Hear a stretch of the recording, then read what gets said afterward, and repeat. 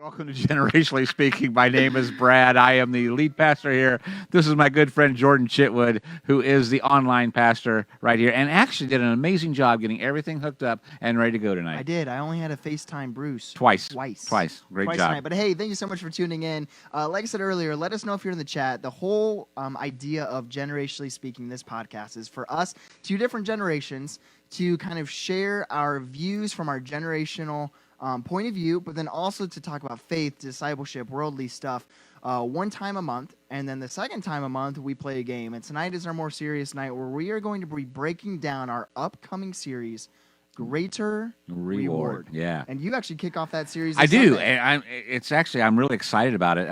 There's some unusual things happening on. I'm building it up too much.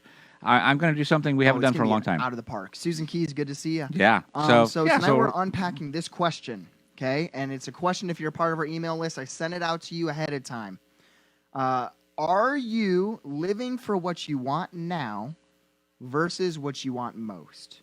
And this is actually a question that somebody hit me with in high school. Oh, really? Yeah, somebody asked me, they said, but it was framed a little bit different. It was, are you giving into what you want now versus what you want most? It was a temptation thing. Right. Like, are you living for, the addictions, the pornography, the drugs, the alcohol, the parties, the popularity, the immediate pleasure, right, versus the eternal pleasure. Right. And so we're talking about this idea of greater reward that we as Christ followers have, but what does that look like in our life? So, that's what we're unpacking. Yeah, and that's for the next 3 weeks. That's what we're going to be diving into, and Yeah. hopefully we won't give the whole series away. Yeah. But this question is actually a question a couple of pastors that we follow have actually asked on. We've heard them talk about this for quite a while, and it has been amazing. And I think if we can learn to live, for what we. And deciding what you want most, right, is really the tough whole part of this. Right, because a lot of people, when they hear that question, they'll say, well, I want my family to stay healthy. I want the nice 401k, to retire at 65, all of these different things. But as Christ followers, what does it truly look like for you to seek a greater reward than even earth can provide? There's that spiritual aspect of it. And it is easy because delayed gratification is very hard for us to grasp. Yeah, it is tough. Can you say no to something now because in the long run it's going to be better if you do that? It's very difficult. Right, and one of the verses we're going to be unpacking tonight is say no now, even when you can't see what the long run will provide. Because something that we struggle with is we want to say yes to what we can see, the instant reward gratification, or what's better now, because saying no expecting something down the road to be better is hard for us to grasp. Yeah, it's so much easier. And I think of little kids even. I mean, how do you, you've got a new one coming. Yeah. How do you teach them those kind of things that the later reward is? It's especially in this culture that is such an instant gratification. Everything is instant. Yeah. Ashley Ann, good to see you. Yeah, if you're in the chat, here's the first question we have for you tonight, talking about greater reward. Here's the first question. Where do you want to be in 1 year? In 1 year. In 1 year, if you had to look, barring another COVID 2021, where things kind of put everything on pause, but 1 year from now, where do you want to be? Let us know in the chat. Brad, have you thought about this question since I sent you the outline 3 hours ago? Where would you like to be in 1 year? I would love Barb to be able to walk. Oh my goodness, yes. For those of you that don't know, Barb has had a few injuries this year. And here's the interesting thing that I don't know about you, but when you first get this question, the immediate thing that comes to mind is, and I'm going to use the word worldly, but it's not worldly. It's more physical. It's more job related. Right. Yeah, that's the first thing I thought of. I do not go immediately to spiritually. Neither do I, or even mentally and emotionally. And when you said that just a little bit earlier about turning it into that, that's a difficult thing to do because we live in a culture that just teaches to press us of where you're going to be financially, where you're going to be physically, where you're going to be, whatever it is. Family, relationally, exactly. All that stuff. And not that stuff is bad. No, I think that stuff's important. Yeah. But there was a check in me that if that's what I'm thinking of, is that my priority? And again, not that that's bad, but I do not go immediately to the spiritual end of that. Yeah, neither do I. Michaela said, hopefully employed. Yes, especially for anyone that's graduating either high school, college, or looking at next steps in their career. the idea of a greater reward. So many people stay in their job because they either hate change or they don't want to risk something new being worse off. Yeah. And so that could be even a greater reward is they might have an opportunity at a different business or an opportunity to accept a job. And it is scary and terrifying of change and stuff because, again, it's that unknown, the unseen that terrifies so many humans. Yeah. And keeps us paralyzed. Right, for yeah. one. Brent Boersma says either promoted, knowing that it's coming, or God is taking me elsewhere. Yes. I was talking with a friend this last week who said they just want, they know that God doesn't always speak like this, but they want a burning bush moment like Moses. We're in Exodus where Moses literally gets to have a conversation with God, with the burning bush, and God told Moses exactly what he wanted him to do next. And how many people do you know in life, and now you're not as old as I am, obviously, but how many people do you know looking at careers, looking at things like that have had a burning bush moment? That I know personally? Yes. 0. Yeah, I would say if I thought about it, I might be able to come up with 2 or 3. Right. I mean, even in my life, I never had that burning bush experience, but there were times that I felt like God was nudging me. And I think a lot of times, and especially, I've talked to a lot of people in your age group that, especially when it comes to jobs, relationships, and things like that, that they're waiting for that moment. Yep. They're waiting for the right job. They're waiting for the right person. Oh, my goodness, and that's not going to happen. Yes. Necessarily. I mean, it may. I mean, God may, wake you up with an audible voice and say, hey, this is the person or this is the job. But more than likely, you got to get to a place that, you know what, I can take this step. Yep. And God can I'd like to it. speak to that a little bit. One of the most impactful conversations that I had with our youth pastor, Trevor, actually, I would say this is probably the most important conversation that I've ever had with Trevor that impacted me the most. And I was a junior in high school. Mm-hmm. I was dating Marissa, who is now my wife, and I was sitting with Trevor at a McDonald's. And I remember asking Trevor, how do I know she's the one? And Trevor asked me, why are you dwelling so much on her being the one? Why don't you make her the one? And that question to me, I was like... Trevor said that? Yeah. I was like, what do you mean make her the one? And he said it's the same thing with careers. It's the same thing with relationships. He said, we spend so much energy waiting for the right thing. And he said this, I believe God just wants us, whatever we're doing, to give to him.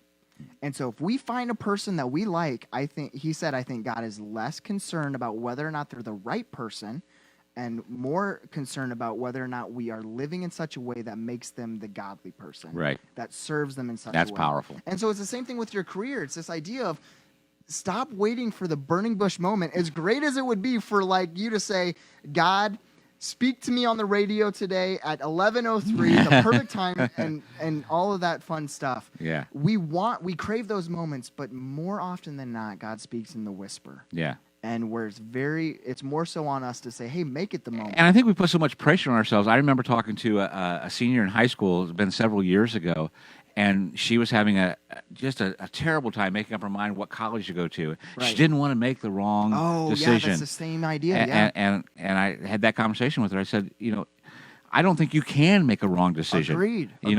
Go into it exactly what you said, wholeheartedly, 100%. Give it to God, and even if He moves you, I mean, what if in a year or two you did this? You did that in college. Transferred. I was very much against transferring colleges. Right. Yeah, I was personally for the reason opposite of what you're sharing now. Is I thought once you chose your college, I said you need to stick it out, and God's got you there for a reason. Yeah. And then I had the feeling that I wanted to transfer. I'm like, God, is this okay? And he's like, yes, Jordan, stop stressing so much about it. Yeah. Marissa transferred 4 times. Bless her heart. But with all of that being said, I think there does need to be a discipline of saying, God, it doesn't mean just go date toxic people, trying to make them the one. There still is a fine line. You don't go to a strip club believing that you're going to be able to resist the temptation. Right. Right. At the end of the day, you still have to be disciplined and leaning into the spirit. And it goes back to, wise counsel, having other people around you, and it also, in the dating end of it, I still believe about being equally yoked. I don't really think missionary dating works very well. Well, why don't you explain that? Because all of us younger people have no idea what you just said. Missionary dating. That means a little bit different in our context. Just want to keep it 100 with you. Missionary dating is basically, yeah, I know they're not a Christian, but if I'm with them, then they'll become a I can Christian. change 'em. I can change Yeah, them. there you go. And it does happen. I know many instances of that has happened, and it's Yeah. actually worked. But it is it's a big challenge. Um, so I really believe that if there's any possible way that both people are following Yeah. Jesus, Push one another towards faith. It Absolutely. will save so much tension. oh my gosh, Because it can, like you said, it can be done. yeah. But if you're going into a relationship thinking you're going to save them, 9 times out of 10, it You know, doesn't. and values. I mean, Right, having the yeah. same, and a lot of people don't have the same values because most people are attracted to people who are different than them. Right. But there's still an underlying basis of values to me. How do we get on relationships so much? I don't know. Of values What the Holy that Spirit that wants is us to talk about. huge Yeah. in that. I'm going to share a quote with you. You might have seen me post on Facebook. I wanted to share it tonight. Okay. I was on TikTok today, and it hit me hard. It said this: "Are you living in such a way that makes hell nervous?" Oh yeah, I saw Okay. that. I saw you post that. And when we're talking about greater reward, it actually leads into our next question about sacrifice. But it can be so hard for us, like I said earlier, for those of you watching in the chat, it can be so hard for us to give up the temporary pleasure for the unseen victory, the Yeah. unseen eternity. Yeah. So are you living, are you sacrificing, are you giving, are you dating, are you chasing God in such a way that makes hell nervous for that greater reward, where hell is literally trembling because they're like you, Michaela, Zach, Marissa, Brent, Ashley, all of our viewers tonight, watching, living in such a way Yeah. that makes hell reward. So what's our next question for us? Yeah, the next question is, are you sacrificing in such a way today that ensures you will reach your goals for tomorrow? Are you sacrificing in such a way today that ensures you will reach your goals for tomorrow? Yeah. This is something, that's dear to me because this is an area that I struggle in. I'll actually talk about that this weekend, is discipline, willpower, things like that. And I wish I wish I would have done a better job of some of that in the physical end or in the financial end. You guys have it. Start as young as you can. Figuring out the giving end of it, of being generous and saving and things like that. It'll save you in the long run a lot of grief and a lot of anxiety. Absolutely, yeah. And the idea of sacrifice is so difficult for us to grasp what sacrifice truly looks like too, because it's about finding that balance. Well, here's where the trouble becomes: is we try to find the balance between comfortable living, especially in our culture where we're really kind of falling apart with. Back to the economy thing, where like we don't know if we're gonna have Social Security in 10 years. We don't know what that'll look like. And so, what does it look like for this question? Are you, and this is for our chat, are you sacrificing in such a way today that ensures you will reach your goals that you set for a year from now? And a lot of people will talk about goals that they set for 1 year, 5 year, 10 years down the road. And here's what I would challenge people to do, and this will make a lot of people cringe probably, is that hold those goals very loosely. Mm-hmm. Because sometimes you get so caught up in this is Consumed by them. consumed by them, and God changes plans. Yeah. I mean, he if you're living like this, where you're saying, God, you have my life no matter what, you can plan for 5 years. There's nothing wrong with planning for 5 years. Just expect God to make a U-turn sooner or later. Yep. It's the same thing that people ask us about a church all the time. Well, where do you see Crossbridge in 5 years? And I would say, I don't know. I don't know who's going to walk in our door. Yeah. Because someone could walk in our door tomorrow. Yep. Or this Sunday and change the direction of Crossbridge, literally. Yeah. Conversation, things happening in the world, things happening in the church, things happening in our hearts, where God literally just says, hey, we're going to go this direction. Exactly. With our sports ministry. In everything. Yeah, everything that we do. And I think we have to be willing to let the Spirit lead us in those ways. Yeah. Like you said, it's great for us to plan out 5 years. There's nothing wrong with that. Expect God to change but things let's in hold 5 them. months. Let's hold them very loosely. Yep. And not only that is say, God, this is what I have. This is what I'm thinking. Right. These are your plans. Yep. Feel free to change them anytime you want to. Yep. Hey, Zach. Zach asked us the question: can our loved ones who pass away still see us and are able to also help guide us with faith? For sure, I believe. Hey, Zach, great question. I will actually private message you. Because it's a little bit on a different direction. We could talk about that type of stuff. Eternity, heaven, what will heaven be like? Will we be able to see our loved ones, know our loved ones, talk with our loved ones right now? it could be just an hour-long conversation. I will private message you later, and we can talk about that. But one thing that your question actually brought up to me that is separated from kind of our outline is how much do our families or friends or even our loved ones influence, how much do we let them influence the decisions we make and the rewards we choose now? Because why I bring this up is I think my generation, well, two parts. I think that we've got the pendulum on both sides swinging. Far left, where no pun intended there, I promise. Far left, where it's like no political insinuation, whatever that word is. Right. Innuendo. Whatever. But far left, where it's literally like, hey, I'm on my own. I'm setting new boundaries. I'm chasing my own dreams. And then far where I was like, well, man, I've got to do exactly what my parents did and all of these things and these rewards and whatnot. Your generation, and this is something that we even talked about in the office, was very much of don't fix it or keep fixing it even if it's broke. Don't move on. I see. I think your generation. Sorry, your my father's generation, yes. which I think are the builders, right? Who came through some of the Depression. They were young in the Depression, I believe. Yep. Or knew much of it. Would have been in the 20s, 30s, right? But my dad would not buy anything new. Yeah. And did he have the same career as his father before him? See, his dad died very young. Okay. So, but they wouldn't. They would. I mean, you fixed everything, and so when my washer or dryer went out or something like that early on when we were married, I'd call my dad up. Hey, come fix this. I can remember my dad and father-in-law coming over and fixing a water heater once because I didn't. Right. But that's what they learned. They fixed their own cars. They did everything, and I think my generation. I think there are some that do that. Okay. But I don't think it's as prevalent. Although, how many old people do you know that have flip phones? Flip phones still. Because hey, it works perfectly well. This thing, why should I get rid of it? It works perfectly well. I don't need the newest and greatest. Yep. And then your generation, are lined up because the new iPhone 63 is coming out. For sure. It's all about new. It's all about transformation. It's all about instant gratification. And see, I don't know if I'm an anomaly or not. I don't. Is Jay Freimeyer here? Jay, let us know in the chat if you're here. I don't know if I'm an anomaly or because I lean more that way. Okay. Than I do. It depends on how much it's going to cost.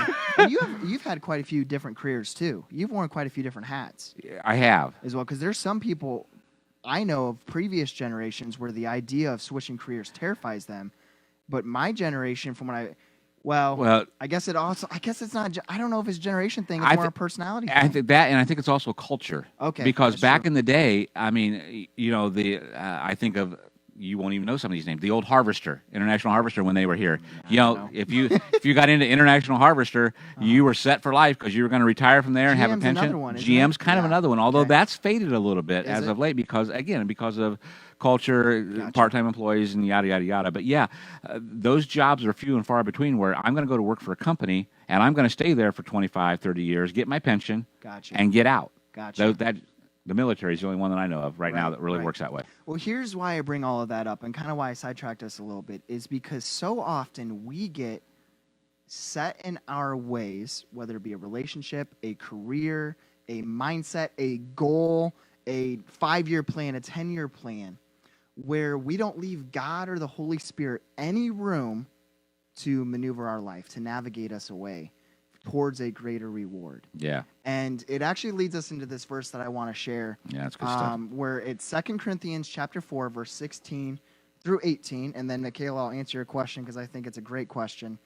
It goes with this. This is what Paul writes to the Corinthian church. So we do not lose heart. Though our outer self is wasting away, our inner self is being renewed day by day.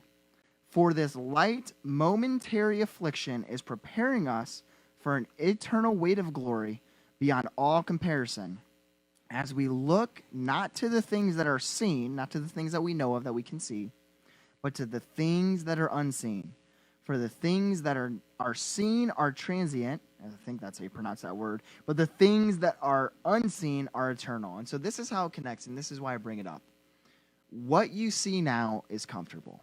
even if you're living paycheck to paycheck, doing what you love in a very uncomfortable way, but the idea of God stretching us beyond, the idea of me leaving Crossbridge someday makes no sense to me. But in 5 to 10 years from now, God could call me somewhere Absolutely. else, you know?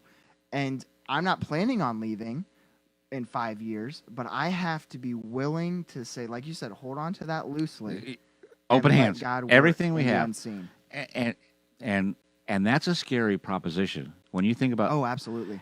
And that's holding on to everything that lightly of my finances, Yeah. my 401k, Yep. my job, my Relationships. family, Yep. my children. Yep. And that is a place that really, I remember someone having a conversation with me one time talking about, are you okay if God takes one of your children? Oh, my goodness. You know, how do you deal with that? Yeah. You know, How do you deal with that question? can you live that openly? That I trust God so much with everything I have that, God, if you see fit, I don't want it to happen. Yeah. But can you do that? And you know what I think you just described? Something that goes with this verse, the weight of his glory. Yeah. Because often when we see the glory, we think of the goodness, the graciousness. The definition of goodness to God is so different than us. Oh, yeah. Goodness for God includes suffering. Like it includes like that endurance that creates perseverance and all that. And what you just described was this weight of saying, God, I believe you can do it. Help me in my unbelief. Yeah. Like, I don't want you to take my child. I don't want you to take my spouse. I don't want that to be a part of the plan, the purpose, the Right. suffering. But there's that weight, that balance. And even if you don't like it, can you still? I mean, your family is a prime example of dealing with this. Oh, you know, yeah. you would I not do. have chosen that path at all. Losing my dad. But yeah. but getting to a point of saying, I trust you so much, God, that no, I don't like it. Yeah.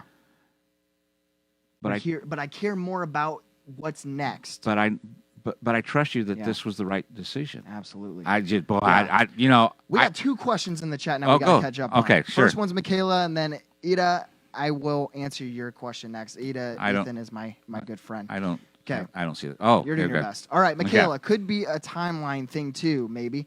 Now, there are a lot of more choices that we can see in front of us because of the internet connectivity. Yes, so I believe what you're That's- asking is the timeline idea of, it could be in the moment. Things could change in a week too that you don't even know of.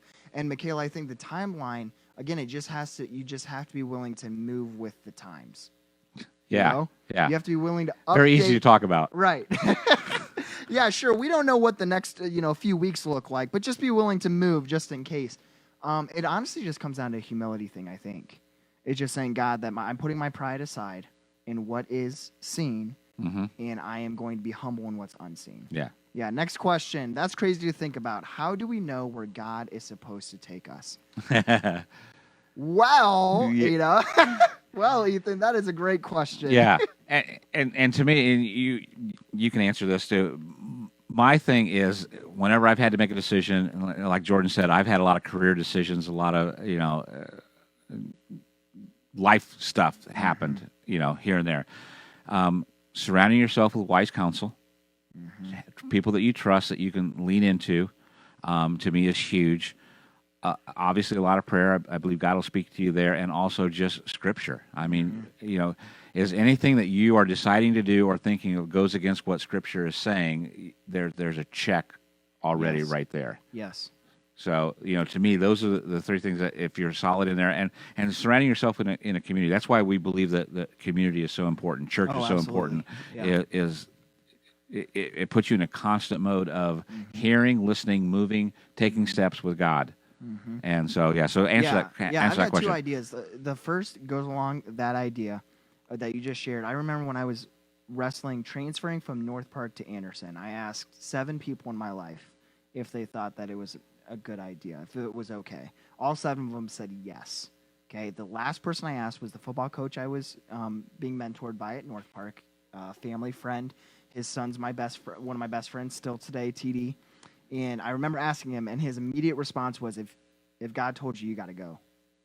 And I was working 30 hours a week for the football team. I was volunteering. I was helping them out a lot. And he said, you got to go. Like, it's a no-brainer. Yeah. And that's part of the will. Like, the will of the council, like if you have that community all telling you one thing, then yes, you got to go. The second thing I would say is this, though. We see the verse, I believe it's in 1 John, this is perfect love casts out fear. Okay? So when I say this next idea, I'm not talking about fear from a mental health standpoint. Okay? I'm talking about holistic fear, godly fear, okay? The fear of God where we are trusting God. If it terrifies you, that next step, it's probably of God. Okay? That's brilliant. Right? Yes. And I'm saying that, like, often we usually say, well, God doesn't want us to fear things, and so we don't do it. Or if it doesn't make any sense. Right, or if it doesn't make any sense. But I truly believe that, you know, if it terrified, then it's a big enough step for you to take for God. If it doesn't terrify you, if it's too comfortable, then it's too easy. Right. And that's kind of how I lean into that decision. Yeah, that's good stuff. How do I know where God's supposed to take us? What terrifies me the most? Yeah. And I'm going to do it. When I lived in Anderson for 2 years, the idea of moving back to Fort Wayne to pastor the church that my dad was the lead pastor of terrified me. Really? I had no desire to come back to Crossbridge, to Fort Wayne, because I didn't want to be known as Dan's son. Yeah. You know, I didn't want to go back to the church that my dad was the pastor at. Right. I wanted to stay in Anderson, and God opened up doors, and this is where I'm at. Yeah. Yeah. That's good stuff. We have one more question for us to wrestle with tonight. Brad, do you want to ask it? It's a yes or no question. Yeah. At the bottom. Is it difficult for us to think about an unseen reward as greater? Yeah. In the chat, let us know yes or no.